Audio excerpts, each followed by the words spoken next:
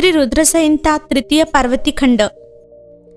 मैना द्वारा द्वार पर भगवान शिव का परिछन, उनके रूप को देखकर संतोष का अनुभव, अन्यान्य युवतियों द्वारा वर की प्रशंसा, पार्वती का अंबिका पूजन के लिए बाहर निकलना तथा देवताओं और भगवान शिव का उनके सुंदर रूप को देखकर प्रसन्न होना। ब्रह्मा जी कहते हैं, नारद तदनंतर भगवान शिव प्रसन्न चित्त हो अपने गणों, समस्त देवताओं तथा अन्य लोगों के साथ कौतूहल पूर्वक गिरिराज हिमवान के धाम में गए। हिमाचल की श्रेष्ठ पत्नी मैना भी उन स्त्रियों के साथ घर के भीतर गई और शंभु की आरती उतारने के लिए हाथ में दीपकों से सजी हुई थाली लेकर सभी ऋषि पत्नियों तथा अन्य स्त्रियों के साथ आदरपूर्वक द्वार पर आई। वहां आकर मैना ने संपूर्ण देवताओं से सेवित गिरजापति महेश्वर शंकर को, जो द्वार पर उपस्थित थे, बड़े प्यार से देखा। उनकी अंग कांति मनोहर चंपा के समान थी। उनके एक मुख और 3 नेत्र थे। प्रसन्न मुखारविंद पर मंद मुस्कान की छटा छा रही थी। वे रत्न और सुवर्ण आदि से विभूषित थे। गले में मालती की माला पहने हुए थे। सुंदर रत्नमय मुकुट धारण करने से उनका मुखमंडल उज्जवल प्रभा से उद्भासित हो रहा था। कंठ में हार आदि सुवर्ण आभरण शोभा दे रहे थे। सुंदर कड़े और बाजूबंद उनकी भुजाओं को विभूषित कर रहे थे। अग्नि के समान निर्मल एवं अनुपम, अत्यंत सूक्ष्म, मनोहर, विचित्र एवं बहुमूल्य युगल वस्त्र से उनकी बड़ी शोभा हो रही थी। चंदन, अगर, कस्तूरी तथा मनोहर कुमकुम के अंगराग से उनके अंग विभूषित थे। उन्होंने हाथ में रत्नमय दर्पण दे रखा था और उनके दोनों नेत्र कज्जल से सुशोभित थे। उन्होंने अपनी प्रभा से सबको आच्छादित कर लिया था तथा वे अत्यंत मनोहर जान पड़ते थे। अत्यंत तरुण, परम सुंदर और आभरण भूषित अंगों से सुशोभित थे। कामिनियों को अत्यंत कमनीय प्रतीत होते थे। उनमें व्यग्रता का प्रभाव था। उनका मुखारविंद कोटि चंद्रमाओं से भी अधिक आहतदायक था। उनके श्री अंगों की छवि कोटि कामदेवों से भी अधिक मनोहारिणी थी। वे अपने सभी अंगों से परम सुंदर थे। ऐसे सुंदर रूप वाले उत्कृष्ट देवता भगवान शिव को जामाता के रूप में अपने सामने खड़ा देख मैना की सारी शोक चिंता दूर हो गई। वे परमानंद सिंधु में निमग्न हो गई और अपने भाग्य की, गिरजा की, गिरिराज हिमवान की और उनके समस्त कुल की बुरी बुरी प्रशंसा करने लगी। उन्होंने अपने आप को कृतार्थ माना और वे बारंबार हर्ष का अनुभव करने लगी। सती मैना का मुख प्रसन्नता से खिल उठा था।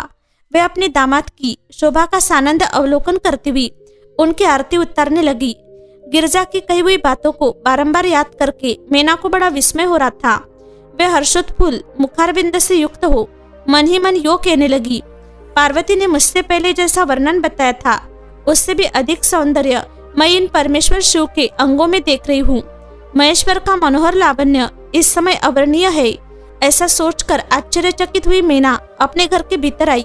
वहां आई हुई युवतियों ने भी वर के मनोहर रूप की बुरी बुरी प्रशंसा की। वे बोली, गिरिराज नंदिनी शिवा धन्य है, धन्य है। कुछ कन्याएं कहने लगी, दुर्गा तो साक्षात भगवती है। कुछ दूसरी कन्याएं महारानी मैना से बोली, हमने तो कभी ऐसा वर नहीं देखा और न कभी ध्यान में ही ऐसे वर का अवलोकन किया है। इन्हें पाकर गिरजा धन्य हो गई। भगवान शंकर का वह रूप देखकर समस्त देवता हर्ष से खिल उठे। श्रेष्ठ गंधर्व उनका यश गाने लगे और अप्सराएं नृत्य करने लगी। बाजा बजाने वाले लोग मधुर ध्वनि में अनेक प्रकार की कला दिखाते हुए आदर पूर्वक भांति भांति के बाजे बजा रहे थे। हिमाचल ने भी आनंदित होकर द्वारोचित मंगलाचार किया। समस्त नारियों के साथ मैना ने भी महान उत्सव मनाते हुए वर का परिछन किया। फिर वे प्रसन्नता पूर्वक घर में चली गई। इसके बाद भगवान शिव अपने गणों और देवताओं के साथ अपने को दिए गए स्थान जनवास्य में चले गए। इसी बीच में गिरजा के अंतपुर की स्त्रियां दुर्गा को साथ ले कुल देवी की पूजा के लिए बाहर निकली। वहां देवताओं ने, जिनकी पलकें कभी नहीं गिरती थी, प्रसन्नता पूर्वक पार्वती को देखा। उनकी अंग कांति नील अंजन के समान थी। वे अपने मनोहर अंगों से ही विभूषित थी। उनका कटाक्ष केवल भगवान त्रिलोचन पर ही आदरपूर्वक पड़ता था। दूसरे किसी पुरुष की ओर उनके नेत्र नहीं जाते थे। उनका प्रसन्न मुख मंद मुस्कान से सुशोभित था। वे कटाक्षपूर्ण दृष्टि से देखती थी और बड़ी मनोहारिणी जान पड़ती थी। उनके केशों की चोटी बड़ी ही सुंदर थी। कपोलों पर बनी हुई मनोहर पत्रभंगी उनकी शोभा बढ़ाती थी। ललाट में कस्तूरी की बिंदी के साथ ही सिंदूर की बिंदी शोभा दे रही थी। वक्षस्थल पर श्रेष्ठ रत्नों के सारभूत हार से दिव्य दीप्ति छटक रही थी। रत्नों के बने हुए केयूर, वलय और कंकन से उनकी भुजाएं अलंकृत थी। उत्तम रत्नमय कुंडलों से उनके मनोहर कपोल जगमगा रहे थे। उनकी दंत पंक्ति मणियों तथा रत्नों की प्रभा को छीने लेती थी और मुख की शोभा बढ़ाती थी। मधु से पूरित अधर और ओष्ठ बिंबल फल के समान लाल थे। दोनों पैरों में रत्नों की आभा से युक्त महावर शोभा देता था। उन्होंने अपने एक हाथ में रत्न जटित दर्पण ले रखा था और उनका दूसरा हाथ क्रीडा कमल से सुशोभित था। उनके अंगों में चंदन, अगर, कस्तूरी और कुमकुम का अंगराग लगा हुआ था। पैरों में पायजेब बज रहे थे और वे अपने लाल लाल तलुओं के कारण बड़ी शोभा पा रही थी। समस्त देवता आदि ने जगत के आदि कारण भूता जगत जननी पार्वती देवी को देखकर भक्तिभाव से मस्तक झुका मेना सहित उन्हें प्रणाम किया। त्रिलोचन शिव ने भी बड़ी प्रसन्नता के साथ कनखियों से उन्हें देखा और उनमें सती की आकृति देखकर अपने विरह वेदना को त्याग दिया। शिवा पर आंखें गड़ाकर भगवान शिव उस समय सब कुछ भूल गए। उनके सारे अंगों में रोमांच हुआ। वे हर्ष का अनुभव करते हुए गौरी की ओर देखने लगे। गौरी उनकी आंखों में समा गई थी। इधर कालीपुरी से बाहर जाकर अंबिका देवी की पूजा करने के पश्चात ब्राह्मण पत्नियों के साथ पुनः अपने पिता के रमणीय भवन में लौट आई। भगवान शंकर भी मुझ ब्रह्मा, विष्णु तथा देवताओं के साथ हिमाचल के बताए हुए अपने नियत स्थान पर प्रसन्नता पूर्वक गए। वहाँ गिरजा के द्वारा नाना प्रकार की सुंदर समृद्धि से सम्मानित हुए। वे सब लोग सुखपूर्वक ठहर गए और भगवान शिव की सेवा करने लगे।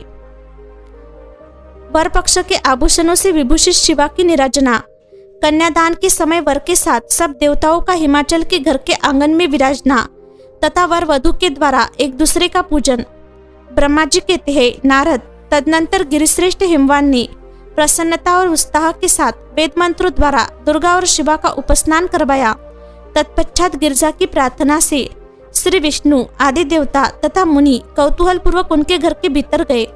वहां उन्होंने वैदिक और लौकिक आचार का यथार्थ रीति से पालन करके भगवान शिव के दिए हुए आभूषणों से देवी शिवा को अलंकृत किया। सखियों और ब्राह्मण की पत्नियों ने पहले पार्वती को स्नान करवाया, फिर सब प्रकार से वस्त्राभूषणों द्वारा विभूषित करके उनकी आरती उतारी। तीनों लोकों की जननी महाशैल पुत्री सुंदरी शिवा दिव्य वस्त्राभूषणों से सुसज्जित होकर मन ही मन भगवान शिव का ध्यान करती हुई वही बैठी। उस समय उनकी बड़ी शोभा हो रही थी। उस अवसर पर दोनों पक्षों में महान आनंददायक उत्सव होने लगा। ब्राह्मणों को शास्त्रोक्त रीति से नाना प्रकार का दान दिया गया। अन्य लोगों को भी वह भांति भांति के बहुत से द्रव्य बांटे गए। विशेष उत्सव के साथ गीत और वाद्य आदि के द्वारा लोगों का मनोरंजन किया गया।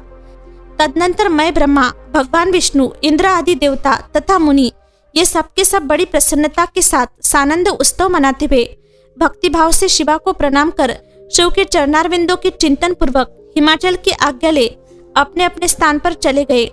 इसके बाद गर्ग ने कन्यादान का समय जान हिमाचल से श्री शंकर तथा बारातियों को बुलाने के लिए कहा। फिर तो बाजे बजने लगे। हिमाचल के मंत्रियों ने जाकर वर और बारातियों से शीघ्र पधारने के लिए प्रार्थना की।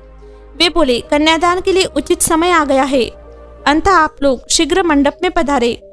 तदनंतर भगवान शिव को सुंदर वस्त्राभूषणों से सुसज्जित करके ऋषभ की पीठ पर बिठाया गया और जय बोलते हुए सब लोग चले। भगवान शंकर को आगे करके बाजे बजाते और कौतुक करते हुए सब बाराती हिमालय के घर को चले। हिमाचल के भेजे हुए ब्राह्मण तथा श्रेष्ठ पर्वत कौतूहल पूर्वक शंभु के आगे आगे चलते थे। भगवान के मस्तक पर बहुत बड़ा छत्र तना हुआ था। सब ओर से उन्हें चावर डुलाया जाता था तथा वे महेश्वर चांदवों के नीचे होकर चलते थे। मैं, विष्णु, इंद्र और लोकपाल आगे रहकर उत्तम शोभा से सुशोभित हो रहे थे। उस महान उत्सव के समय शंख, भेरी, पटह, आनक और गोमुख आदि बाजे बारंबार बज रहे थे। इन सबके साथ जगत के एकमात्र जीवन बंधु भगवान शिव परमेश्वरोचित तेज से संपन्न हो यात्रा कर रहे थे। उस समय समस्त देवेश्वर उनकी सेवा में उपस्थित हो बड़े हर्षोल्लास के साथ उन पर फूलों की वर्षा करते थे। इस प्रकार पूजित और बहुत सी स्तुतियों द्वारा प्रशंसित हो परमेश्वर शिव ने यज्ञ मंडप में प्रवेश किया। वह श्रेष्ठ पर्वतों ने शिव को ऋषभ से उतारा और महान उत्सव के साथ प्रेम पूर्वक उन्हें घर के भीतर ले गए। हिमालय ने भी घर में आए हुए देवताओं सहित महेश्वर को विधि पूर्वक भक्ति भाव से प्रणाम करके उनकी आरती उतारी। फिर महान उत्सव पूर्वक अपने भाग्य की सराहना करते हुए उन्होंने अन्य समस्त देवताओं और मुनियों को प्रणाम करके उन सबका समादर किया। श्री विष्णु सहित महेश्वर को तथा मुख्य मुख्य देवताओं को पाद्य अर्घ देकर हिमालय उन्हें अपने भवन के भीतर ले गए और आंगन में रत्नमय सिंहासनों के ऊपर मुझको, विष्णु को, शंकर जी को तथा अन्य विशिष्ट व्यक्तियों को बिठाया। उस समय मैना ने अपनी सखियों, ब्राह्मण पत्नियों तथा अन्य पुरंधियों के साथ आकर सानंद आरती उतारी। कर्मकांड के ज्ञाता पुरोहित महात्मा शंकर के लिए मधुपूर्वक पूजन आदि जो आवश्यक कृत्य थे उन सबको सहर्ष संपन्न किया। फिर मेरे कहने से पुरोहित ने प्रस्ताव के अनुरूप उत्तम मंगलमय कार्य आरंभ किया। इसके बाद हिमालय ने अंतर्वेदी में, जहाँ समस्त आभूषणों से विभूषित उनकी कृशांगी कन्या वेदी के ऊपर विराजमान थी, वहां मेरे और श्री विष्णु के साथ महादेव जी को ले गए। तदनंतर बृहस्पति आदि विद्वान बड़े उत्साह से संपन्न हो कन्यादानोचित लग्न की प्रतीक्षा करने लगे। गर्ग ने पुण्याहवाचन करते हुए पार्वती जी की अंजलि में चावल भरे और शिव जी के ऊपर अक्षत छोड़ा। परम उदार सम्मुखी पार्वती ने दही, अक्षत, कुश और जल से वहां रुद्रदेव का पूजन किया, जिनके लिए शिवा ने बड़ी भारी तपस्या की थी। उन भगवान शिव को बड़े प्रेम से देखती हुई वे वहां अत्यंत शोभा पा रही थी। फिर मेरे और गर्गादि मुनियों के कहने से शंभु ने लोकाचार वश शिवा का पूजन किया। इस प्रकार परस्पर पूजन करते हुए वे दोनों जगन्मय पार्वती परमेश्वर वहां सुशोभित हो रहे थे। त्रिभुवन की शोभा से संपन्न हो परस्पर देखते हुए उन दोनों दंपति की लक्ष्मी आदि देवियों ने विशेष रूप से आरती उतारी। शिव पार्वती के विवाह का आरंभ। हिमालय के द्वारा शिव के गोत्र के विषय में प्रश्न होने पर नारद जी के द्वारा उत्तर। हिमालय का कन्यादान करके शिव को दहेज देना तथा शिवा का अभिषेक। ब्रह्मा जी कहते हैं, नारद, इसी समय वहां गर्गाचार्य से प्रेरित हो मेना सहित हिमवान ने कन्यादान का कार्य आरंभ किया।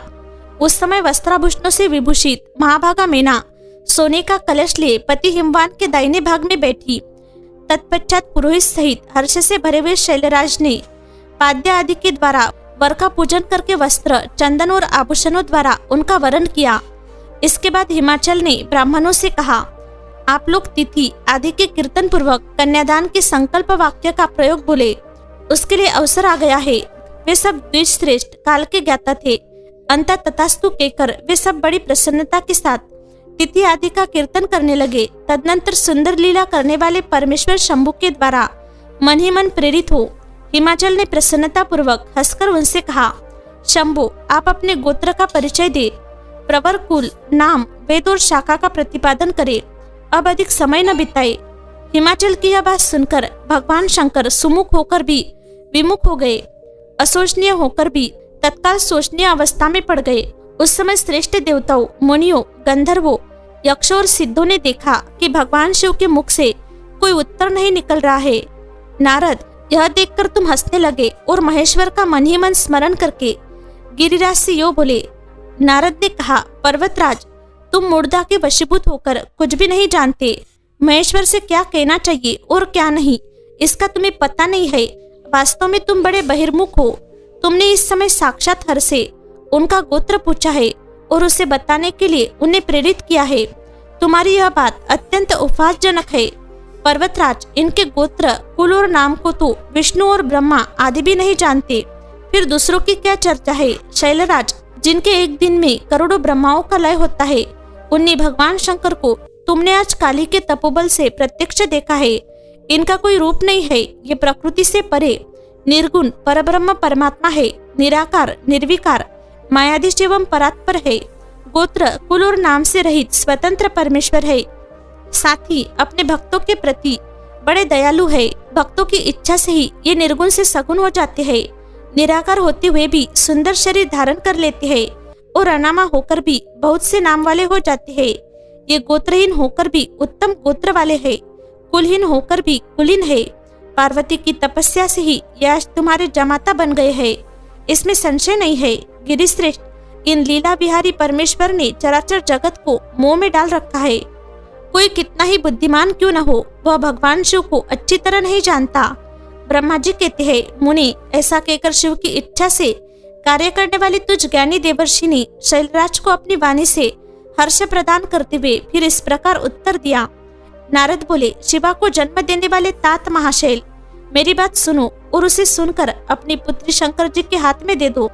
लीला पूर्वक रूप धारण करने वाले सगुण महेश्वर का गोत्र और कुल केवल नादी है। इस बात को अच्छी तरह समझ लो, शिव नादमय है और नाद शिवमय है। यह सर्वथा सच्ची बात है। नाद और शिव, इन दोनों में कोई अंतर नहीं है। शैलेंद्र, सृष्टि के समय सबसे पहले लीला के लिए सगुण रूप धारण करने वाले शिव से नाद ही प्रकट हुआ था। अंततः वह सबसे उत्कृष्ट है। हिमालय, इसलिए मन ही मन सर्वेश्वर शंकर के द्वारा प्रेरित हो मैंने आज अभी बिना बजाना आरंभ कर दिया था। ब्रह्मा जी कहते हैं, मुने, तुम्हारी यह बात सुनकर गिरिराज हिमालय को संतोष प्राप्त हुआ और उनके मन का सारा विस्मय जाता रहा। तदनंतर श्री विष्णु, आदि देवता तथा मुनि सबके सब विस्मय रहित हो नारद को साधुवाद देने लगे। महेश्वर की गंभीरता जानकर सभी विद्वान आश्चर्यचकित हो बड़ी प्रसन्नता के साथ परस्पर बोले, अहो, जिनकी आज्ञा से इस विशाल जगत का प्राकट्य हुआ है, जो परातत्पर आत्मबोध स्वरूप स्वतंत्र लीला करने वाले तथा उत्तम भाव से ही जानने योग्य है, उन त्रिलोकनाथ भगवान शंभु का आज हम लोगों ने भलीभांति दर्शन किया है। तदनंतर हिमालय ने विधि के द्वारा प्रेरित हो भगवान शिव को अपनी कन्या का दान कर दिया। कन्यादान करते समय वे बोले, इमानम कन्यानम तुभ्यमहम ददामि परमेश्वर भायार्थ परिगृहिष्णु प्रसिद्ध सकलेश्वर। परमेश्वर, मैं अपनी यह कन्या आपको देता हूँ, आप इसे अपनी पत्नी बनाने के लिए ग्रहण करें। सर्वेश्वर, इस कन्यादान से आप संतुष्ट हो। इस मंत्र का उच्चारण करके हिमाचल ने अपनी पुत्री त्रिलोकजननी पार्वती को उन महान देवता रुद्र के हाथ में दे दिया। इस प्रकार शिवा का हाथ शिव के हाथ में रखकर शैलराज मन ही मन बड़े प्रसन्न हुए। उस समय वे अपने मनोरथ के महासागर को पार कर गए थे। परमेश्वर महादेव जी ने प्रसन्न हो वेद मंत्र के उच्चारण पूर्वक गिरजा के कर कमलों को शीघ्र अपने हाथों में ले लिया। मुनि लोकाचार के पालन की आवश्यकता को दिखाते हुए उन भगवान शंकर ने पृथ्वी का स्पर्श करके कोदात इत्यादि रूप से काम संबंधी मंत्र का पाठ किया। उस समय वह सब ओर महान आनंददायक महोत्सव होने लगा। पृथ्वी पर, अंतरिक्ष में तथा स्वर्ग में भी जय जयकार का शब्द गूंजने लगा। सब लोग अत्यंत हर्ष से भरकर साधुवाद देने और नमस्कार करने लगे। गंधर्वगण प्रेम पूर्वक गाने लगे और अप्सराएं नृत्य करने लगी। हिमाचल के नगर के लोग भी अपने मन में परम आनंद का अनुभव करने लगे। उस समय महान उत्सव के साथ परम मंगल मनाया जाने लगा। मैं, विष्णु, इंद्र, देवगण तथा संपूर्ण मुनि हर्ष से भर गए। हम सबके मुखारविंद प्रसन्नता से खिल उठे। तदनंतर शैलराज हिमाचल ने अत्यंत प्रसन्न हो शिव के लिए कन्यादान की यथोचित सांगता प्रदान की। तत्पश्चात उनके बंधुजनों ने भक्तिपूर्वक शिवा का पूजन करके नाना विधि विधान से भगवान शिव को उत्तम द्रव्य समर्पित किया। हिमालय ने दहेज में अनेक प्रकार के द्रव्य, रत्न, पात्र, 1,00,000 सुसज्जित गवे, 1,00,000 सजे सजाए घोड़े, करोड़ हाथी और उतने ही सुवर्ण जटित रथ आदि वस्तुएं दी। इस प्रकार परमात्मा शिव को विधि पूर्वक अपनी पुत्री कल्याणमयी पार्वती का दान करके हिमालय कृतार्थ हो गए। इसके बाद शैलराज ने यजुर्वेद की मध्यादिनी शाखा में वर्णित स्तोत्रों के द्वारा दोनों हाथ जोड़ प्रसन्नता पूर्वक उत्तम वाणी में परमेश्वर शिव की स्तुति की। तत्पश्चात वेदवत्ता हिमाचल के आज्ञा देने पर मुनियों ने बड़े उत्साह के साथ शिवा के सिर पर अभिषेक किया और महादेव जी का नाम लेकर उस अभिषेक की विधि पूरी की। मुने, उस समय बड़ा आनंददायक महोत्सव हो रहा था। शिव के विवाह का उपसंहार, उनके द्वारा दक्षिणा वितरण, वर वधू का कोहबर और वासभवन में जाना, वहां स्त्रियों का उनसे लोकाचार का पालन कराना, रति की प्रार्थना से शिव द्वारा काम को जीवन दान एवं वर प्रदान, वर वधू का एक दूसरे को मिष्टान भोजन कराना और शिव का जनवास में लौटना। ब्रह्मा जी कहते हैं, नारद, तदनंतर मेरी आज्ञा पाकर महेश्वर ने ब्राह्मणों द्वारा अग्नि की स्थापना करवाई और पार्वती को अपने आगे बिठाकर वहां ऋग्वेद, यजुर्वेद तथा सामवेद के मंत्रों द्वारा अग्नि में आहुतियां दी। तात उस समय काली के भाई मैनाक ने लावा की अंजलि दी और काली तथा शिव दोनों ने आहुति देकर लोकाचार का आश्रय ले प्रसन्नता पूर्वक अग्निदेव की परिक्रमा की। नारद, तदनंतर शिव की आज्ञा से मुनियों सहित मैंने शिवाशिव विवाह का शेष कार्य प्रसन्नता पूर्वक पूरा किया। फिर उन दोनों दंपति के मस्तक का अभिषेक हुआ। ब्राह्मणों ने उन्हें आदर पूर्वक ध्रुव का दर्शन कराया। तत्पश्चात हृदयालंबन का कार्य हुआ। फिर बड़े उत्साह के साथ स्वस्ति वाचन किया गया। इसके पश्चात ब्राह्मणों की आज्ञा से शिव ने शिवा के सिर में सिंदूर दान किया। उस समय गिरिराज नंदिनी उमा की शोभा अद्भुत और अवर्णनीय हो गई। फिर ब्राह्मणों के आदेश से वे शिव दंपत्ति एक आसन पर विराजमान हो भक्तों के चित्त को आनंद देने वाले उत्तम शोभा पाने लगे। मुने तदनंतर अद्भुत लीला करने वाले उन नव दंपत्ति ने मेरी आज्ञा पाकर अपने स्थान पर आ शस्त्रपाशन किया। इस प्रकार विधि पूर्वक उस वैवाहिक यज्ञ के पूर्ण हो जाने पर भगवान शिव ने मुझ लोक सृष्टा ब्रह्मा को पूर्ण पात्र दान किया। फिर शंभु ने आचार्य को गोदान दिया। मंगलदायक जो बड़े बड़े दान बताए गए हैं वे भी सहर्ष संपन्न किए। तत्पश्चात उन्होंने बहुत से ब्राह्मणों को पृथक पृथक 100 सुवर्ण मुद्राएं दी, करोड़ों रत्न दान किए और अनेक प्रकार के द्रव्य बांटे। उस समय सब देवता तथा दूसरे दूसरे चराचर जीव मन में बड़े प्रसन्न हुए और जोर जोर से जय जयकार की ध्वनि होने लगी। सब और मांगलिक शब्द और गीत होने लगे। वाद्यों की मनोहर ध्वनि सबके आनंद को बढ़ाने लगी। इसके बाद श्री विष्णु, मैं, देवता, ऋषि तथा अन्य सब लोग गिरजा से आज्ञा ले बड़ी प्रसन्नता के साथ शीघ्र ही अपने अपने डेरे में चले आए। उस समय हिमालय नगर की स्त्रियां आनंद मग्न हो शिव और पार्वती को लेकर कोहबरे में गई। वहां उन सब ने आदरपूर्वक वर वधु से लोकाचार का संपादन कराया। उस समय सब और परमानंददायक महान उत्सव छा रहा था। तदनंतर वे स्त्रियां उन लोक कल्याणकारी दंपति को साथ ले परम दिव्य वासभवन कौतुकागार में गई और वहां भी प्रसन्नता पूर्वक लोकाचार का संपादन किया। इसके बाद गिरिराज के नगर की स्त्रियों ने समीप आकर मंगल कृत्य करके उन नव दंपत्ति को केली गृह में पहुंचाया और जय ध्वनि करती हुई उनके गठबंधन की गांठ खोलने आदि का कार्य संपन्न किया। उस समय उन नूतन दंपत्ति को देखने के लिए 16 दिव्य नारियां बड़े आदर के साथ शीघ्रता पूर्वक वहां आई। उनके नाम इस प्रकार है: सरस्वती, लक्ष्मी, सावित्री, गंगा, अदिति, शची, लोपामुद्रा, अरुंधति, अहिल्या, तुलसी, स्वाहा, रोहिणी, पृथ्वी, शतरूपा, सज्ञा तथा रति। ये देवांगनाएं तथा मनोहारिणी देवकन्या, नागकन्या और मुनि कन्याएं भी वहां पहुंची। वहां जितनी स्त्रियां उपस्थित थी उन सबकी गणना करने में कौन समर्थ है। उनके दिव्य रत्नमय सिंहासन पर भगवान शिव प्रसन्नता पूर्वक बैठे। उस समय उन्होंने शिव से नाना प्रकार की विनोदपूर्ण बातें कही। तदनंतर प्रसन्नचित हुए महेश्वर ने अपनी पत्नी के साथ मिष्टान भोजन और आचमन करके कपूर डाला हुआ पान खाया। इसी अवसर पर अनुकूल समय जान प्रसन्न हुई रति ने दीनवत्सल भगवान शंकर से कहा, भगवान, पार्वती का परिग्रहण करके आपने अत्यंत दुर्लभ सौभाग्य प्राप्त किया है। बताइए, मेरे प्राणनाथ को जो सर्वथा स्वार्थ रहित थे आपने क्यों भस्म कर डाला? अब यहाँ मेरे पति को जीवित कीजिए और अपने अंतःकरण में काम संबंधी व्यापार को जगाइए। आपको और मुझको जो समान रूप से वियोग जनित संताप प्राप्त हुआ है उसे दूर कीजिए। महेश्वर, आपके इस विवाहोत्सव में सब लोग सुखी हुए हैं, केवल मैं ही अपने पति के बिना दुख में डूबी हुई हूँ। देव शंकर, प्रसन्न होइए और मुझे सनात कीजिए। दिन बंधु, परम प्रभु, अपनी कही हुई बात को सत्य कीजिए। चराचर प्राणियों सहित तीनों लोकों में आपके सिवा दूसरा कौन है जो मेरे दुख का नाश करने में समर्थ हो? ऐसा जानकर आप मुझ पर दया कीजिए। दिनों पर दया करने वाले नाथ, सबको आनंद प्रदान करने वाले अपने इस महोत्सव में मुझे भी उत्सव संपन्न बनाइए। मेरे प्राणनाथ के जीवित होने पर ही अपनी प्रिया पार्वती के साथ आपका सुंदर विहार परिपूर्ण होगा, इसमें संशय नहीं है।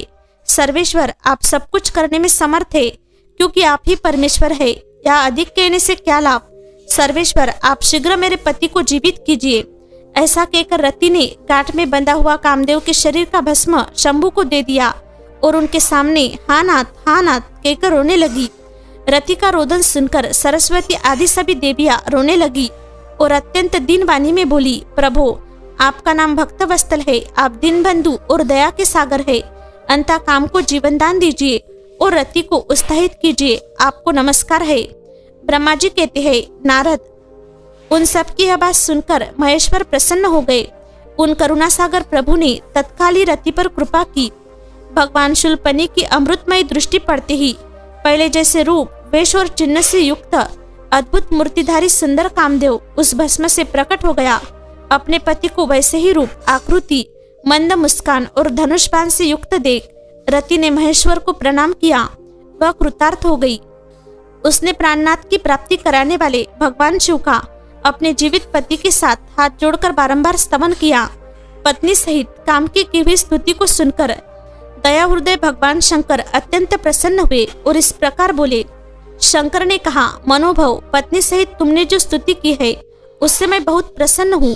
स्वयं प्रकट होने वाले काम, तुम वर मांगो, मैं तुम्हें मनोवंचित वस्तु दूंगा। शंभु का यह वचन सुनकर कामदेव महान आनंद में निमग्न हो गया और हाथ जोड़ मस्तक झुकाकर गदगद वाणी में बोला। कामदेव ने कहा, देवदेव, महादेव, करुणा सागर प्रभु, यदि आप मुझ पर प्रसन्न है तो मेरे लिए आनंददायक होइए। प्रभु, पूर्व काल में मैंने जो अपराध किया था उसे क्षमा कीजिए। स्वजनों के प्रति परम प्रेम और अपने चरणों की भक्ति दीजिए। कामदेव का यह कथन सुनकर परमेश्वर शिव प्रसन्न हो बोले, बहुत अच्छा। इसके बाद उन करुणा निधि ने हंसकर कहा, महामती कामदेव, मैं तुम पर प्रसन्न हूँ। तुम अपने मन से भय को निकाल दो, भगवान विष्णु के पास जाओ और इस घर से बाहर ही रहो। तदनंतर काम शिव जी को प्रणाम करके बाहर आ गया। विष्णु आदि देवताओं ने उसे आशीर्वाद दिया। इसके बाद भगवान शंकर ने उस वास भवन में पार्वती को बाएं बिठाकर मिष्टान भोजन कराया और पार्वती ने भी प्रसन्नता पूर्वक उनका मुंह मीठा किया। तदनंतर वह लोकाचार का पालन करते हुए आवश्यक कृत्य करके मेना और हिमवान की आज्ञा ले भगवान शिव जनवासे में चले गए। मुने, उस समय महान उत्सव हुआ और वेद मंत्रों की ध्वनि होने लगी। लोग चारों प्रकार के बाजे बजाने लगे। जनवासे में अपने स्थान पर पहुंचकर शिव ने लोकाचार वश मुनियों का प्रणाम किया, श्री हरि को और मुझे भी मस्तक झुकाया। फिर सब देवता आदि ने उनकी वंदना की। उस समय वह जय जयकार, नमस्कार तथा समस्त विघ्नों का नाश करने वाली शुभदायिनी वेद ध्वनि भी होने लगी। इसके बाद मैंने, भगवान विष्णु ने तथा इंद्र, ऋषि और सिद्ध आदि ने भी शंकर जी की स्तुति की। गिरजा नायक महेश्वर की स्तुति करके वे विष्णु आदि देवता प्रसन्नता पूर्वक उनकी यथोचित सेवा में लग गए। तत्पश्चात लीला पूर्वक शरीर धारण करने वाले महेश्वर शंभु ने उन सबको सम्मान दिया। फिर उन परमेश्वर की आज्ञा पाकर वे विष्णु आदि देवता अपने अपने विश्राम स्थान को गए। रात को परम सुंदर सजे हुए वासगृह में शयन करके प्रातःकाल भगवान शिव का जनवासे में आगमन। ब्रह्मा जी कहते हैं, तात, तदनंतर भाग्यवानों में श्रेष्ठ और चतुर गिरिराज हिमवान ने भारतीयों को भोजन कराने के लिए अपने आंगन को सुंदर ढंग से सजाया तथा अपने पुत्र एवं अन्य पर्वतों को भेजकर शिव सहित सब देवताओं को भोजन के लिए बुलाया। जब सब लोग आ गए तब उनको बड़े आदर के साथ उत्तमोत्तम भोज्य पदार्थों का भोजन कराया। भोजन के पश्चात हाथ मुंह धो कुल्ला करके विष्णु आदि सब देवता विश्राम के लिए प्रसन्नता पूर्वक अपने अपने डेरे में गए। मेना की आज्ञा से साध्वी स्त्रियों ने भगवान शिव से भक्ति पूर्वक प्रार्थना करके उन्हें महान उत्सव से परिपूर्ण सुंदरवास भवन में ठहराया। मेना के देवे मनोहर रत्न सिंहासन पर बैठकर आनंदित हुए शंभु ने उस वास मंदिर का निरीक्षण किया। वह भवन प्रज्वलित हुए सैकड़ों रत्नमय प्रदीपों के कारण अद्भुत प्रभा से उद्भासित हो रहा था। वह रत्नमय पात्र तथा रत्नों के ही कलश रखे गए थे। मोती और मणियों से सारा भवन जगमगा रहा था। रत्नमय दर्पण की शोभा से संपन्न तथा श्वेत चावरों से अलंकृत था। मुक्ता मणियों की सुंदर मालाओं बंधन बारों से आवेष्टित हुआ। वह वास भवन बड़ा समृद्धशाली दिखाई देता था। उसकी कहीं उपमा नहीं थी। वह महादिव्य, अति विचित्र, परम मनोहर तथा मन को आहत प्रदान करने वाला था। उसके फर्श पर नाना प्रकार की रचनाएं की गई थी। बुलबुटे निकाले गए थे। शिवजी के दिव्य वर का ही महान एवं अनुपम प्रभाव दिखाता हुआ वह शोभाशाली भवन शिवलोकों के नाम से प्रसिद्ध किया गया था। नाना प्रकार के सुगंधित श्रेष्ठ द्रव्यों से सुवासित तथा सुंदर प्रकाश से परिपूर्ण था। वह चंदन और अगर की सम्मिलित गंध फैल रही थी। उस भवन में फूलों की सेज बिछी हुई थी। विश्वकर्मा का बनाया हुआ वह भवन नाना प्रकार के विचित्र चित्रों से सुसज्जित था। श्रेष्ठ रत्नों की सारभूत मणियों से निर्मित सुंदर हारों द्वारा उस वास गृह को अलंकृत किया गया था। उसमें विश्वकर्मा द्वारा निर्मित कृत्रिम वैकुंठ, ब्रह्मलोक, कैलाश, इंद्र भवन तथा शिवलोक आदि दिख रहे थे। ऐसे आश्चर्यजनक शोभा से संपन्न उस वासभवन को देखकर गिरिराज हिमालय की प्रशंसा करते हुए भगवान महेश्वर बहुत संतुष्ट हुए। वह अति रमणीय रत्न जटित उत्तम पलंग पर परमेश्वर शिव बड़ी प्रसन्नता से लीलापूर्वक सोए। इधर हिमालय ने बड़ी प्रसन्नता से अपने समस्त भाई बंधुओं एवं दूसरे लोगों को भी भोजन कराया तथा जो कार्य शेष रह गए थे उन्हें भी पूर्ण किया। शैलराज हिमालय इस प्रकार आवश्यक कार्य में लगे हुए थे और प्रियतम परमेश्वर शिव शयन कर रहे थे। इतने में ही सारी रात बीत गई और प्रातःकाल हो गया। प्रभात काल होने पर धैर्यवान और उत्साही पुरुष नाना प्रकार के बाजे बजाने लगे। उस समय श्री विष्णु आदि सब देवता सानंद उठे और अपने इष्ट देव देवेश्वर शिव का स्मरण करके वहां से कैलाश को चलने के लिए जल्दी जल्दी तैयार हो गए। उन्होंने अपने वाहन भी सुसज्जित कर लिए। तत्पश्चात धर्मों को शिव के समीप भेजा। योग शक्ति से संपन्न धर्म नारायण की आज्ञा से वासगृह में पहुंचकर योगेश्वर शंकर से समयोचित बात बोले। प्रथम गणों के स्वामी महेश्वर, उठिए उठिए, आपका कल्याण हो, आप हमारे लिए भी कल्याणकारी होइए। जनवासे में चलिए और वहां सब देवताओं को कृतार्थ कीजिए। धर्म की यह बात सुनकर भगवान महेश्वर हंसे। उन्होंने धर्म को कृपा दृष्टि से देखा और शैया त्याग दी। इसके बाद धर्म से हंसते हुए कहा, तुम आगे चलो, मैं भी वहां शीघ्र ही आऊंगा, इसमें संशय नहीं है। भगवान शिव के ऐसा कहने पर धर्म जनवासे में गए। तत्पश्चात शंभु भी स्वयं वहां जाने को उद्यत हुए। यह जानकर महान उत्सव मनाती हुई स्त्रियां वहां आई और भगवान शंभु के युगल चरणारविंदों का दर्शन करती हुई मंगलगान करने लगी। तदनंतर लोकाचार का पालन करते हुए शंभु प्रातःकालिक कृत्य करके मेना और हिमालय की आज्ञा ले जनवासी को गए। मुनि, उस समय बड़ा भारी उत्सव हुआ। वेद मंत्रों की ध्वनि होने लगी और लोग चारों प्रकार के बाजे बजाने लगे। अपने स्थान पर आकर शंभु ने लोकाचार वश मुनियों को, विष्णु को और मुझको प्रणाम किया। फिर देवता आदि ने उनकी वंदना की। उस समय जय जयकार, नमस्कार तथा वेद मंत्रोच्चारण की मंगलदायिनी ध्वनि होने लगी। इससे सब ओर कोलाहल छा गया। चतुर्थी कर्म बारात का कई दिनों तक ठहरना, सप्तऋषियों के समझाने से हिमालय का बारात को विदा करने के लिए राजी होना, मेना का शिवा को अपनी कन्या सौंपना तथा बारात का पुरी के बाहर जाकर ठहरना।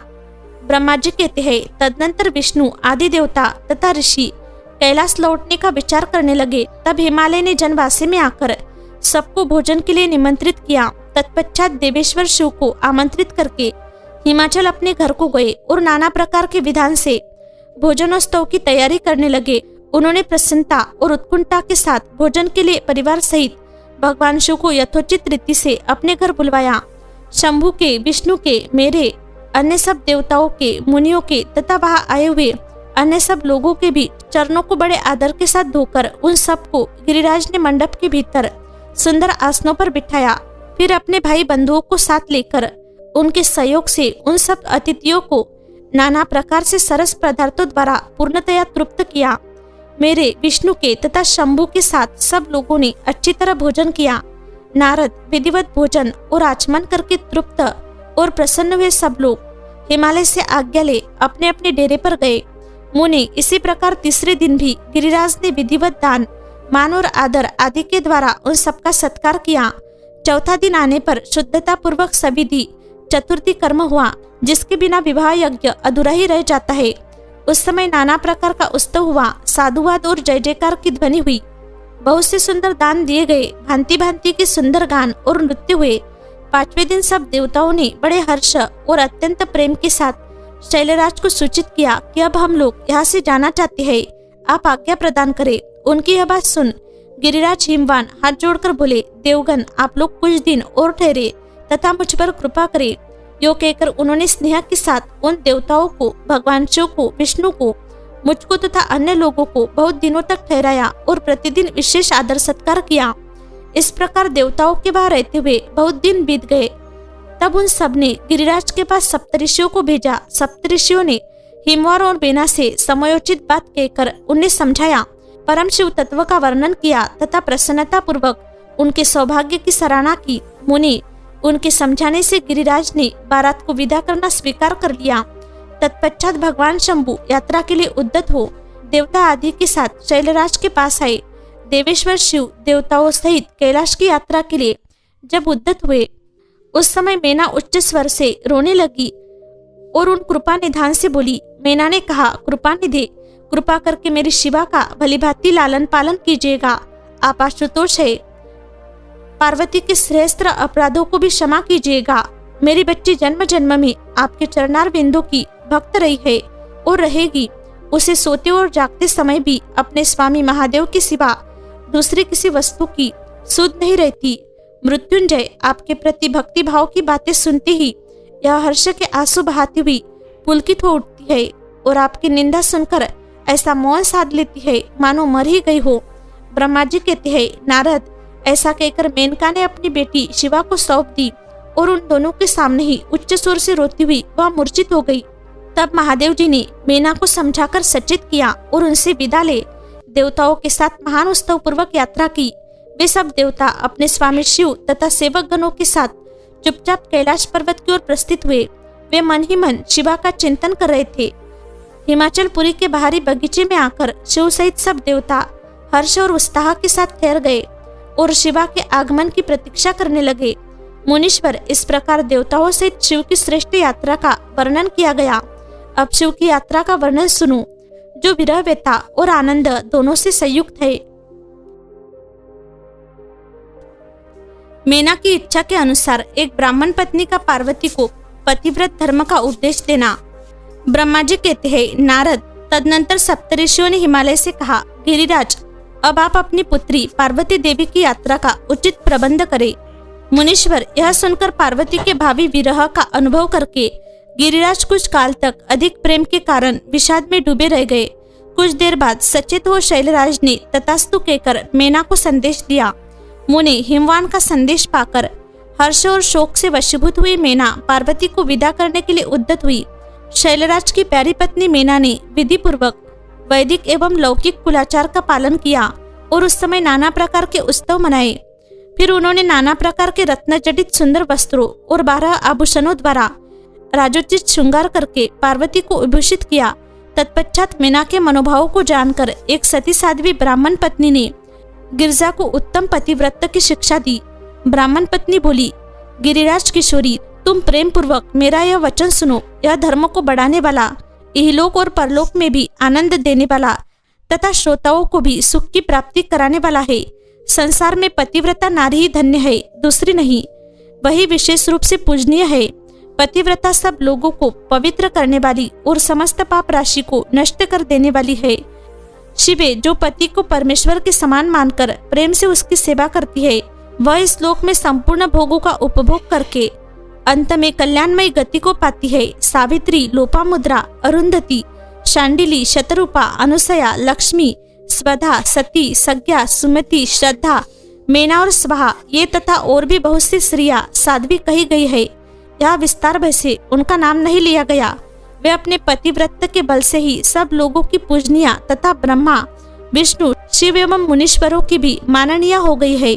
इसलिए तुम्हें अपने पति भगवान शंकर की सदा सेवा करनी चाहिए। वे दीन दयालु, सबके सेवनीय और सत्पुरुषों के आश्रय है। श्रुति और स्मृतियों में पतिव्रत धर्म को महान बताया गया है। इसको जैसा श्रेष्ठ बताया जाता है वैसा धर्म नहीं है, यह निश्चय पूर्वक कहा जा सकता है। पतिव्रत धर्म में तत्पर रहने वाली स्त्री अपने प्रिय पति के भोजन कर लेने पर ही भोजन करे। शिवे, जब पति खड़ा हो तब साध्वी स्त्री को भी खड़ी ही रहना चाहिए। शुद्ध बुद्धि वाली साध्वी स्त्री प्रतिदिन अपने पति के सो जाने पर सोए, उसके जागने से पहले ही जग जाए। वह छल कपट छोड़कर सदा उसके लिए हितकर कार्य ही करे। शिवे, साध्वी स्त्री को चाहिए कि जब तक वस्त्राभूषणों से विभूषित न हो ले तब तक वह अपने को पति की दृष्टि के सम्मुख न लाए। यदि पति किसी कार्य से परदेश में गया हो तो उन दिनों उसे कदापि श्रृंगार नहीं करना चाहिए। पतिव्रता स्त्री कभी पति का नाम न ले। पति के कटुवचन कहने पर भी वह बदले में कड़ी बात न कहे। पति के बुलाने पर वह घर के सारे कार्य छोड़कर तुरंत उसके पास चली जाए और हाथ जोड़ प्रेम से मस्तक झुकाकर पूछे, किस लिए इस दासी को बुलाया है? मुझे सेवा के लिए आदेश देकर अपनी कृपा से अनुग्रहित कीजिए। फिर पति जो आदेश दे उसका वह प्रसन्न हृदय से पालन करे। वह घर के दरवाजे पर देर तक खड़ी न रहे, दूसरे के घर न जाए, कोई गोपनीय बात जानकर हर एक के सामने उसे प्रकाशित न करे। पति के बिना कहे ही उनके लिए पूजन सामग्री स्वयं जुटा दे तथा उनके हित साधन के यथोचित अवसर की प्रतीक्षा करती रहे। पति की आज्ञा लिए बिना कहीं तीर्थ यात्रा के लिए भी न जाए। लोगों की भीड़ से भरी हुई सभा या मेले आदि के उत्सवों का देखना वह दूर से ही त्याग कर दे। जिस नारी को तीर्थ यात्रा का फल पाने की इच्छा हो उसे अपने पति का चरणोदक पीना चाहिए। उसके लिए उसी में सारे तीर्थ और क्षेत्र है। इसमें संशय नहीं है। पतिव्रता नारी पति के उच्चिष्ट अन्न आदि को परम प्रिय भोजन मानकर ग्रहण करे और पति जो कुछ दे उसे महाप्रसाद मानकर शिरोधार्य करे। देवता, पितर, अतिथि, सेवक वर्ग, गो तथा भिक्षुक समुदाय के लिए अन्न का भाग दिए बिना कदापि भोजन न करे। पतिव्रत धर्म में तत्पर रहने वाली गृह देवी को चाहिए कि वह घर की सामग्रियों को संयत एवं सुरक्षित रखे, गृह कार्य में कुशल हो, सदा प्रसन्न रहे और खर्च की ओर से हाथ खींचे रहे। पति की आज्ञा लिए बिना उपवास व्रत आदि न करे, अन्यथा उसे उसका कोई फल नहीं मिलता और वह परलोक में नरकगामिनी होती है। पति सुखपूर्वक बैठा हो या इच्छानुसार क्रीड़ा विनोद अथवा मनोरंजन में लगा हो, उस अवस्था में कोई आंतरिक कार्य आ पड़े तो भी पतिव्रता स्त्री अपने पति को कदापि न उठाए।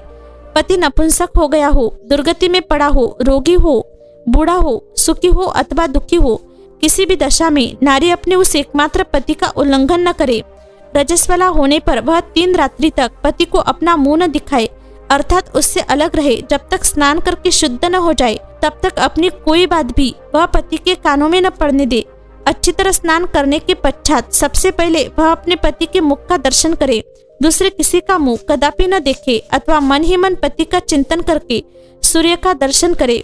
पति की आयु बढ़ाने की अभिलाषा रखने वाली पतिव्रता नारी हल्दी, रोली, सिंदूर, काजल आदि, चोली, पान, मांगलिक आभूषण आदि, केशों का संवारना, चोटी गुंथना अथवा हाथ कान के आभूषण, इन सबको अपने शरीर से दूर न करे। धोबिन, छिनाल या उल्टा, सन्यासिनी और भाग्यहीना स्त्रियों को वह कभी अपनी सखी न बनाए। पति से द्वेष रखने वाली स्त्री का वह कभी अनादर न करे, कहीं अकेली न खड़ी हो, कभी नंगी होकर न नहाए। सती स्त्री ओखली, मुसल, झाड़ू, सील, जात और द्वार के चौखट के नीचे वाली लकड़ी पर कभी न बैठे। मैथुन काल के सिवा और किसी समय में वह पति के सामने धृष्टता न करे। जिस जिस वस्तु में पति की रुचि हो उससे वह स्वयं भी प्रेम करे। पतिव्रता देवी सदा पति का हित चाहने वाली होती है। वह पति के हर्ष में हर्ष माने, पति के मुख पर विषाद की छाया देख स्वयं भी विषाद में डूब जाए तथा वह प्रियतम पति के प्रति ऐसा बर्ताव करे जिससे वह उन्हें प्यारी लगे। पुण्यात्मा पतिव्रता स्त्री संपत्ति और विपत्ति में भी पति के लिए एक सी ही रहे, अपने मन में कभी विकार न आने दे और सदा धैर्य धारण किए रहे। घी, नमक, तेल आदि के समाप्त हो जाने पर भी पतिव्रता स्त्री पति से सहसा यह न कहे कि अमुक वस्तु नहीं है। वह पति को कष्ट या चिंता में न डाले। देवेश्वरी पतिव्रता नारी के लिए एकमात्र पति ही ब्रह्मा, विष्णु और शिव से भी अधिक माना गया है। उसके लिए अपना पति शिवरूप ही है, जो पति की आज्ञा का उल्लंघन करके व्रत और उपवास आदि के नियम का पालन करती है। वह पति की आयु हर लेती है और मरने पर नरक में जाती है। जो स्त्री पति के कुछ कहने पर क्रोधपूर्वक कठोर उत्तर देती है वह गांव में कुतिया और निर्जन वन में सियारिन होती है। नारी पति से ऊंचे आसन पर न बैठे, दुष्ट पुरुषों के निकट न जाए और पति से कभी कातर वचन न बोले, किसी की निंदा न करे, कलह को दूर से ही त्याग दे, गुरुजनों के निकट न तो उच्च स्वर से बोले और न हंसे। जो बाहर से पति को आते देख तुरंत अन्न, जल, भोज्य वस्तु, पान और वस्त्र आदि से उनकी सेवा करती है, उनके दोनों चरण दबाती है, उनसे मीठे वचन बोलती है तथा प्रियतम के खेद को दूर करने वाले अन्यान्य उपायों से प्रसन्नता पूर्वक उन्हें संतुष्ट करती है। उसने मानो तीनों लोगों को तृप्त एवं संतुष्ट कर दिया। पिता, भाई और पुत्र परिमित सुख देते हैं, परंतु पति असीम सुख देता है। अंततः नारी को सदा अपने पति का पूजन, आदर सत्कार करना चाहिए। पति ही देवता है, पति ही गुरु है और पति ही धर्म, तीर्थ एवं व्रत है। इसलिए सबको छोड़कर एकमात्र पति की ही आराधना करनी चाहिए। जो दुर्बुद्धि नारी अपने पति को त्याग कर एकांत में विचरती है या व्यभिचार करती है वह वृक्ष के खोखले में शयन करने वाली क्रूर उल्लू की होती है। जो पराये पुरुष को कटाक्षपूर्ण दृष्टि से देखती है वह एचातानी देखने वाली होती है। जो पति को छोड़कर अकेले मिठाई खाती है वह गांव में सुअरी होती है अथवा बकरी होकर अपनी ही विष्ठा खाती है। जो पति को तू कहकर बोलती है वह गूंगी होती है। जो शौच से सदा ईर्ष्या रखती है वह दुर्भाग्यवती होती है। जो पति की आग बचाकर किसी दूसरे पुरुष पर दृष्टि डालती है वह कानी, टेढ़े मुंह वाली तथा कुरूपा होती है। जैसे निर्जीव शरीर तत्काल अपवित्र हो जाता है उसी तरह पतिहीना नारी भलीभांति स्नान करने पर भी सदा अपवित्र ही रहती है। लोक में वह माता धन्य है, वह जन्मदाता पिता धन्य है तथा वह पति भी धन्य है। जिसके घर में पतिव्रता देवी वास करती है, पतिव्रता के पुण्य से पिता, माता और पति के कुलों की 3-3 पीढ़ियों के लोग स्वर्गलोक में सुख भोगते हैं।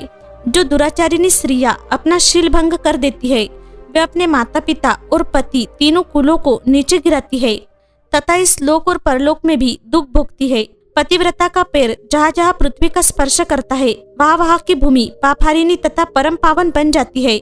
भगवान सूर्य, चंद्रमा तथा वायुदेव भी अपने आप को पवित्र करने के लिए ही पतिव्रता का स्पर्श करते हैं और किसी दृष्टि से नहीं। जल भी सदा पतिव्रता का स्पर्श करना चाहता है और उसका स्पर्श करके वह अनुभव करता है कि आज मेरी जड़ता का नाश हो गया तथा आज मैं दूसरों को पवित्र करने वाला बन गया। भार्या ही गृहस्थ आश्रम की जड़ है, भार्या ही सुख का मूल है, भार्या से ही धर्म के फल की प्राप्ति होती है तथा भार्या ही संतान की वृद्धि में कारण है। क्या घर घर में अपने रूप और लावण्य पर गर्व करने वाली स्त्रियां नहीं है, परंतु पतिव्रता स्त्री तो विश्वनाथ शिव के प्रति भक्ति होने से ही प्राप्त होती है। भार्या से इस लोक और परलोक दोनों पर विजय पाई जा सकती है। भार्याहीन पुरुष देवयज्ञ, पितृयज्ञ और अतिथि यज्ञ करने का अधिकारी नहीं होता। वास्तव में गृहस्थ वही है जिसके घर में पतिव्रता स्त्री है। दूसरी स्त्री तो पुरुषों को उसी तरह अपना ग्रास भोग्य बनाती है जैसे जरावस्था एवं राक्षसी। जैसे गंगा स्नान करने से शरीर पवित्र होता है, उसी प्रकार पतिव्रता स्त्री का दर्शन करने पर सब कुछ पावन हो जाता है। पति को ही इष्टदेव मानने वाली सती नारी और गंगा में कोई भेद नहीं है। पतिव्रता और उसके पतिदेव उमा और महेश्वर के समान है। अंतः विद्वान मनुष्य उन दोनों का पूजन करे। पति प्रणव है और नारी वेद की ऋचा, पति तप है और स्त्री क्षमा, नारी सत्कर्म है और पति उसका फल। शिवे, सती नारी और उसके पति दोनों दंपति धन्य है। गिरिराज कुमारी, इस प्रकार मैंने तुमसे पतिव्रत धर्म का वर्णन किया है। अब तुम सावधान हो, आज मुझसे प्रसन्नता पूर्वक पतिव्रता के भेदों का वर्णन सुनो। देवी, पतिव्रता नारिया उत्तमा आदि भेद से 4 प्रकार की बताई गई है, जो अपना स्मरण करने वाले पुरुषों का सारा पाप हर लेती है। उत्तमा, मध्यमा, निकृष्टा और अति निकृष्टा, ये पतिव्रता के 4 भेद है।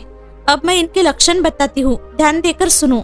भद्रे, जिसका मन सदा स्वप्न में भी अपने पति को ही देखता है, दूसरे किसी पुरुष को नहीं, वह स्त्री उत्तमा या उत्तम श्रेणी की पतिव्रता कही गई है। शैलजे, जो दूसरे पुरुषों को उत्तम बुद्धि से पिता, भाई एवं पुत्र के समान देखती है, उसे मध्यम श्रेणी की पतिव्रता कहा गया है। पार्वती, जो मन से अपने धर्म का विचार करके व्यभिचार नहीं करती, सदाचार में ही स्थित रहती है, उसे निकृष्टा अथवा निम्न श्रेणी की पतिव्रता कहा गया है। जो पति के भय से तथा कुल में कलंक लगने के डर से व्यभिचार से बचने का प्रयत्न करती है, उसे पूर्व काल के विद्वानों ने अति निकृष्टा अथवा निम्नतम कोटि की पतिव्रता बताया है। शिवे, ये 4 प्रकार की पतिव्रताएं समस्त लोगों का पापनाश करने वाली है और उन्हें पवित्र बनाने वाली है। अत्रि की स्त्री अनुसया ने ब्रह्मा, विष्णु और शिव इन तीनों देवताओं की प्रार्थना से पतिव्रत के प्रभाव का उपभोग करके वराह के शाप से मरे हुए एक ब्राह्मण को जीवित कर दिया था। शैल्य कुमारी शिवे, ऐसा जानकर तुम्हें नित्य प्रसन्नता पूर्वक पति की सेवा करनी चाहिए। पति सेवन सदा समस्त अभिष्ट फलों को देने वाला है। तुम साक्षात जगदम्बा महेश्वरी हो और तुम्हारे पति साक्षात भगवान शिव है। तुम्हारा तो चिंतन मात्र करने से स्त्रियां पतिव्रता हो जाएंगी। देवी, यद्यपि तुम्हारे आगे यह सब कहने का कोई प्रयोजन नहीं है, तथापि आज लोकाचार का आश्रय ले मैंने तुम्हें सती धर्म का उपदेश दिया है। ब्रह्मा जी कहते हैं, नारद, ऐसा कहकर वह ब्राह्मण पत्नी शिवा देवी को मस्तक झुका चुप हो गई। इस उपदेश को सुनकर शंकर प्रिया पार्वती देवी को बड़ा हर्ष हुआ। शिव पार्वती तथा उनकी बारात की विदाई, भगवान शिव का समस्त देवताओं को विदा करके कैलाश पर रहना और पार्वती खंड के श्रवण की महिमा। ब्रह्मा जी कहते हैं, नारद, ब्राह्मणी ने देवी पार्वती को पतिव्रत धर्म की शिक्षा देने के पश्चात मैना को बुलाकर कहा, महारानी जी, अब अपनी पुत्री की यात्रा कराइए, इसे विदा कीजिए। तब बहुत अच्छा कहकर वे प्रेम के वशीभूत हो गई। फिर धैर्य धारण करके उन्होंने काली को बुलाया और उसके वियोग के भय से व्याकुल हो वे बेटी को बारंबार गले से लगाकर अत्यंत उच्च स्वर से रोने लगी। फिर पार्वती भी करुणाजनक बात कहती हुई जोर जोर से रो पड़ी। मैना और शिवा दोनों ही विरह शोक से पीड़ित हो मूर्छित हो गई। पार्वती के रोने से देवपत्नियां भी अपनी सुधबुद्ध खो बैठी। सारी स्त्रियां वहां रोने लगी। वे सबके सब अचेत सी हो गई। उस यात्रा के समय परम प्रभु साक्षात योगेश्वर शिव भी रो पड़े। फिर दूसरा कौन चुप रह सकता था। इस समय अपने समस्त पुत्रों, मंत्रियों और उत्तम ब्राह्मणों के साथ हिमालय शीघ्र वहां पहुंचे और मोहवश अपनी बच्ची को हृदय से लगाकर रोने लगे। बेटी, तुम मुझे छोड़कर कहाँ चली जा रही हो? ऐसा कहकर सारे जगत को सुना मानते हुए वे बारंबार विलाप करने लगे। तब ज्ञानियों में श्रेष्ठ पुरोहित ने अन्य ब्राह्मणों के सहयोग से कृपा पूर्वक अध्यात्म विद्या का उपदेश देते हुए सबको सुखद रीति से समझाया। पार्वती ने भक्ति भाव से माता पिता तथा गुरु को प्रणाम किया। वे महामाया होकर भी लोकाचारवश बार बार रो उठती थी। पार्वती के रोने से ही सब स्त्रियां रोने लगती थी। माता मेना तो बहुत रोई, भौजाइयां भी रोने लगी। यही दशा भाइयों की भी थी। शिवा की माँ, भाभिया तथा अन्य युवतियां बारंबार रोदन करने लगी। भाई और पिता भी प्रेम और सौहार्दवश रोए बिना न रह सके। उस समय ब्राह्मणों ने मिलकर सबको आदरपूर्वक समझाया और यह सूचित किया कि यात्रा के लिए यही सबसे उत्तम तथा सुखद लग्न है। तब हिमालय और मेना ने विवेक पूर्वक धैर्य धारण करके शिवा के बैठने के लिए पालकी मंगवाई। ब्राह्मणों की पत्नियों ने शिवा को उस पर चढ़ाया और सबने मिलकर आशीर्वाद दिया। माता पिता और ब्राह्मणों ने भी अपनी शुभ कामना प्रकट की। मेना और हिमालय ने पार्वती को ऐसे ऐसे सामान दिए जो महारानी के योग्य थे। नाना प्रकार के द्रव्यों की शुभ राशि भेंट की जो दूसरों के लिए परम दुर्लभ थी। शिवा ने समस्त गुरुजनों को, माता पिता को, पुरोहित और ब्राह्मणों को तथा भौजाइयों और दूसरी स्त्रियों को प्रणाम करके यात्रा की। पुत्रों सहित बुद्धिमान हिमाचल भी स्नेह के वशीभूत हो पीछे पीछे गए और उस स्थान पर पहुंचे जहाँ देवताओं सहित भगवान शिव प्रसन्नता पूर्वक प्रतीक्षा कर रहे थे। वहाँ सब लोग बड़े प्रेम और आनंद से परस्पर मिले। उन सब ने भगवान को प्रणाम किया और उनकी प्रशंसा करते हुए वे पुरी को लौट गए। तदनंतर कैलाश पहुंचकर भगवान शिव ने पार्वती से कहा, देवेश्वरी, तुम सदा से ही मेरी प्राण प्रिया हो। तुम्हें लीला पूर्वक इस बात की याद दिला रहा हूँ। तुम्हें पूर्व जन्म की बातों का स्मरण है। अंत मेरे और अपने नित्य संबंध का यदि तुम्हें स्मरण हो तो बताओ। अपने प्राणनाथ महेश्वर की यह बात सुनकर शंकर की नित्य प्रिया पार्वती मुस्कुराती हुई बोली, प्राणेश्वर, मुझे सब बातों का स्मरण है, किंतु इस समय आप चुप रहिए और इस अवसर के अनुरूप जो कार्य हो उसी को शीघ्र पूर्ण कीजिए। ब्रह्मा जी कहते हैं, नारद, प्रिया पार्वती के सैकड़ों सुधा धाराओं के समान मधुर वचनों को सुनकर लोकाचार परायण भगवान विश्वनाथ बड़े प्रसन्न हुए। उन्होंने बहुत सी सामग्रियां एकत्र करके नारायण आदि देवताओं को भांति भांति की मनोहर भोज्य वस्तुएं खिलाई। इस तरह अपने विवाह में पधारे हुए दूसरे लोगों को भी भगवान शंकर ने प्रेम पूर्वक सुमधुर रस से युक्त नाना प्रकार का अन्न भोजन कराया। भोजन करने के पश्चात उन सब देवताओं ने नाना रत्नों से विभूषित हो अपनी स्त्रियों और सेवक गणों के साथ आकर प्रभु चंद्रशेखर को प्रणाम किया।